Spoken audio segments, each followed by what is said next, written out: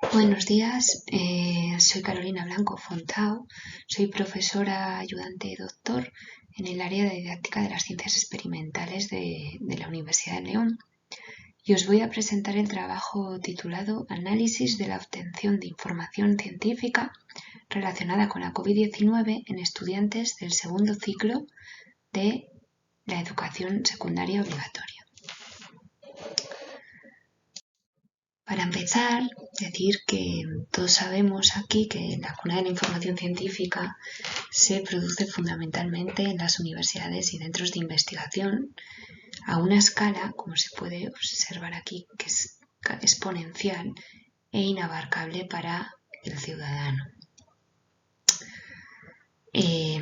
Este hecho pone en evidencia la dificultad que supone la adquisición de una alfabetización científica que ayude a comprender al ciudadano las cuestiones sociales relativas a la ciencia, así como hacerle partícipe de ellas. En función del nivel de alfabetización científica podemos diferenciar entre dos tipos de ciudadanos. Por un lado, aquellos que han adquirido un nivel adecuado, que sería aquellos que son capaces, que leen habitualmente libros o textos de divulgación, que leen noticias relacionadas con ciencia y que tienen una formación mínima en la selección de las fuentes de información. Y por otro lado tenemos la población general, donde resulta fácil una manipulación mediática, ya que normalmente cuando se pregunta por una cuestión científica lo que hacen es buscar cuestiones relativas a la ciencia por internet. En este proceso no son capaces muchas veces de identificar ni seleccionar las fuentes de información de las que están leyendo esas noticias y habitualmente en este caso hay una carencia de pensamiento crítico. Desde el año 2020 la ciencia ha pasado a ser coprotagonista en la sociedad debido, como sabemos todos, a la pandemia de la COVID-19. Por lo que en este escenario se ha puesto de manifiesto en las manos de los ciudadanos la elección de multitud de comportamientos relacionados con la ciencia, en los cuales se ha puesto también en evidencia la falta de alfabetización científica por parte de la ciudadanía. El impacto que ha suscitado la aparición de esta nueva enfermedad, además, provocó que aparecieran innumerables informaciones en todos los medios de comunicación, prensa, televisión, radio, redes sociales, etc., siendo muchas de estas noticias falsas, provocando de forma paralela a la pandemia de la COVID una pandemia de desinformación denominada infodemia por la OMS. En este contexto nos planteamos con adolescentes los siguientes objetivos en este trabajo de investigación. Por un lado, analizar la manera de informarse de cuestiones científicas relacionadas con la COVID-19 que han utilizado los alumnos de secundaria para así determinar el grado de alfabetización científica con el que cuentan adquirido en este proceso, en esta pandemia. Para ello se utilizó como instrumento de investigación el cuestionario. Este tenía dos partes principales. Una primera parte en la que se utilizó la escala Likert de 4 ítems para obtener información de cómo se han informado los adolescentes sobre las noticias científicas relacionadas con la COVID-19. Y una segunda parte de preguntas cerradas relacionadas con conocimientos científicos de la ciencia del COVID. Además, incluyó otra última pregunta de respuesta abierta en este apartado.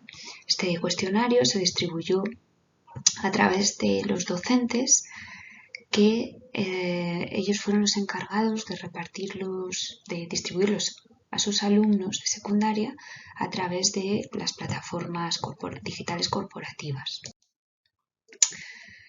La población objeto de estudio fueron alumnos de cuarto de la ESO.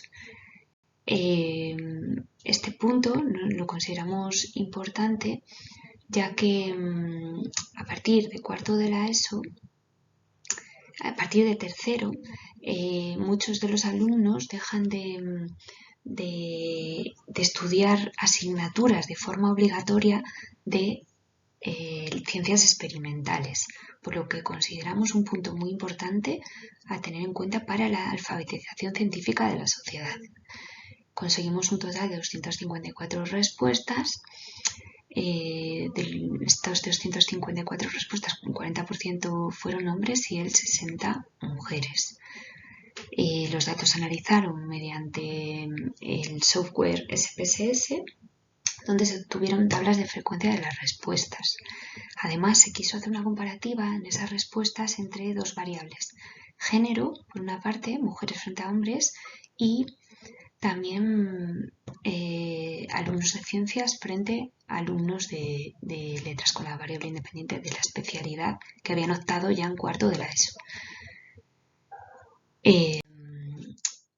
A continuación voy a pasar a presentar los resultados obtenidos en este estudio.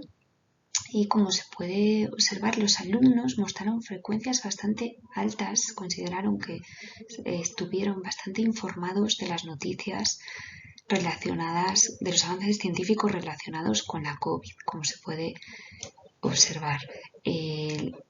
Más del 70% consideraron que seguían las noticias científicas muy frecuentemente o a menudo.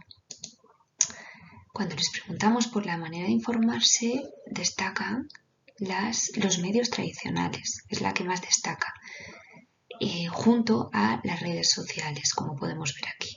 Y en un punto con un porcentaje de respuestas mucho más bajo, los alumnos se informaban mediante la lectura de artículos en prensa o de revistas especializadas en ciencia, como se puede observar en la gráfica de la pregunta 3. En cuanto a las noticias que les llegaban, en un primer momento les preguntábamos si prestaban atención a la fuente de información. Como podemos ver, menos de la mitad de los alumnos tenían en cuenta este aspecto, con frecuencias relativamente altas. Cuando les preguntábamos si antes de reenviar un artículo de ciencia relacionado con la COVID que recibían, contrastaban esa fuente de información, alrededor de un 55% de los alumnos consideran que lo hacían frecuentemente o a menudo, mientras que el otro 45% consideraban que raramente o nunca. Cuando también les preguntamos por si habían sido capaces de detectar noticias falsas en las que habían recibido, y alrededor de un 60% de los alumnos sí que fueron conscientes frecuentemente o a menudo de ese tipo de noticias. Cuanto a las preguntas de contenidos de alfabetización científica, se les preguntó